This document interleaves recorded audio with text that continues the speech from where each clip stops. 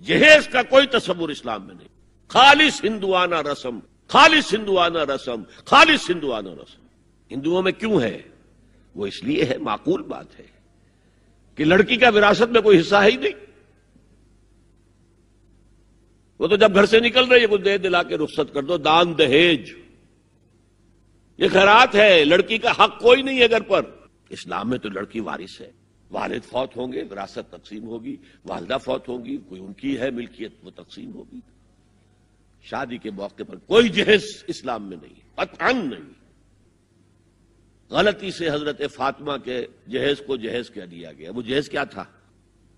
ایک پیسہ بھی حضور کے اپنی جیب سے نہیں تھا.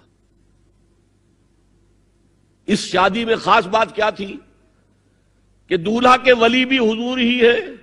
اور کون ہے؟ علی کا کون تھا مدینے میں؟ اور دلہن کے والد بھی حضور ہیں. اب حضور پوچھتے ہیں حضرت علی سے تمہارے پاس مہر دینے کے لیے کچھ ہے؟ عرض کیا میرے پاس تو کچھ نہیں. وہ فقراء صحابہ میں سے تھے. فرمایا مہر تو دینا ہے. تمہارے پاس ایک زرہ ہوتی تھی؟ جی ہاں زرہ تو ہے. انہوں نے یہ سمجھا زرہ تو جہاد کے لیے ہے، کوئی وہ دولت تو نہیں ہے. فرمایا جاؤ اسے بیچو یا گروی رکھ کے قرض لے کر آؤ. وہ گئے، حضرت عثمان نے خرید لی اور کچھ دنوں کے بعد واپس کر دی ہدیتاً. یہ زرہ میں ہدیہ آپ کو کر رہا ہوں.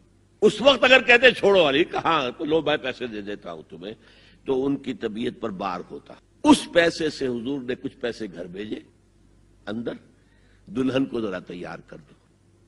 اور کچھ پیسوں سے وہ ایک گدا جس میں کھجور کی کھال بھری ہوئی تھی اور 2 تکیے جس میں کھجور کی کھال بھری ہوئی تھی. ایک مشکیزہ کنویں سے پانی تو لانا ہی ہے نا. ایک چکی جو ہو یا گیہوں ہو پیسنا تو ہے نا.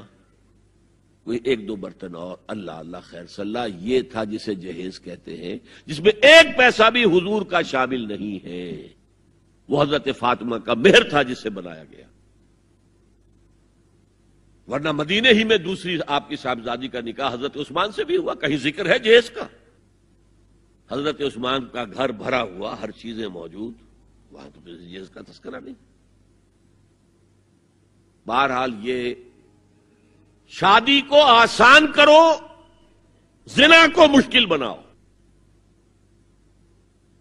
یہاں شادی کے لیے 9 من تیل ہوگا تو رادھا ناچے گی. ورنہ یہ کہ بڑی ہو رہی ہے، عمر ہو رہی ہے، سب کچھ ہو رہا ہے، لیکن کچھ تقاضے تو ہے نا. آخر کچھ تو کرنا ہوتا ہے نا. آخر کچھ نہ کچھ لوگوں کو تو کھانا کھلانا ہی ہوتا ہے نا. بارات تو آخر آئے گی ہی نا.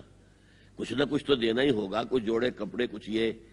اسلام کا فلسفہ جو میں نے 4-5 باتیں آپ کو بتا، فلسفہ یہ ہے کہ لڑکی کے باپ پر 1 پیسے کا بوجھ نہیں. اس نے لڑکی پال پوس کے تمہارے حوالے کر دیا، اب اور کیا چاہتے ہو تم؟ سارا مرد آزماں مرد آفرین، مرد کو چیلنج دیا ہے تم مرد ہو، مہر تم دو گے. اور سب سے بڑھ کر کیا ہو رہا ہے آج کل بھی ہوتا ہے، وہ ہمارے ایک کچھ کام ہوتے ہیں اسلامی، وہ بھی ہے کچھ وہی ہندوانہ پس منظر. نکاح کی محفل میں چھوارے کون لے کے آتا ہے؟ جی لڑکے والے. اور پلاؤ کن سے کھاتے ہیں؟ بھائی جس کو تمہیں مرغ پلاؤ کھلا رہا ہے وہ چھوارے نہیں بانٹ سکتا تھا؟ یہ ہے اسلام اور غیر اسلام کا امتزاج. چھوارے لڑکے والے لے کر آئیں گے اور پھر دعوت اڑائیں گے لڑکی والوں کی طرف سے. میں نے سنا ہے، میں اس کی تصدیق نہیں کر سکتا، کہ میوات میں جو مسلمان تھے جو شدی کی تحریک جن پر چلائی گئی تھی، اور بہت سے لوگ شدی ہو بھی گئے تھے، اور اس فتنے کے مقابلے کے لیے مولانا محمد الیاس رحمۃ اللہ علیہ نے یہ تبلیغی سلسلہ شروع کیا تھا. وہاں سنا ہے کہ یہ ہوتا تھا، ایک تو نام بھی آدھے ہندوانہ آدھے مسلمان.